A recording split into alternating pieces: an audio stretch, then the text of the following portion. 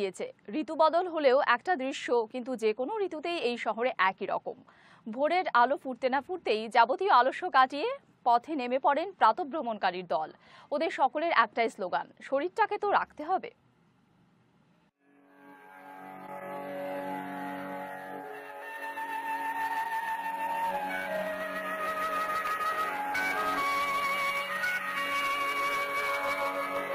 লেপ মুড়ি দেওয়ার মতন শীত এখনো নামেনি, তবে রাতের ঘুম ভেঙে গেলেও শীতের আমেজ উপভোগ করতে আরো কিছুক্ষণ বিছানায় গড়াগড়ি দেওয়াটা অনেকেরই অভ্যাস।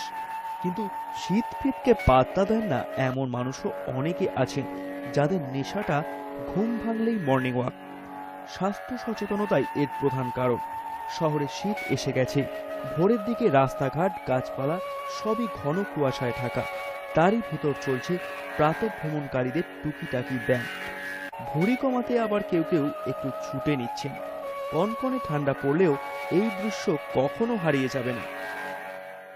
অনেক ভালো পাচ্ছি, আমাদের কোনোদিন জ্বর হয় না, এসব হয় না, হেলথে ফিট অ্যান্ড ফ্যাট থাকি, খেতেও খুব সুবিধা, সব কিছু সুবিধা আছে। ये हर लिहाज से बेहतर, अगर आप कंटिन्यू करते हैं तो इसका रिजल्ट औरों के मुकाबले में बेहतर, जैसे डायबिटीज़ है, बीपी है, हार्ट, इन तमाम मैटर्स पे it will do help a lot to you. How for your personal health is concern, now take him, he is from army.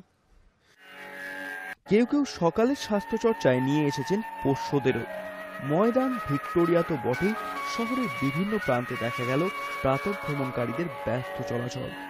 শীত মানেই আলস্য, তবে তা সবার জন্য নয়।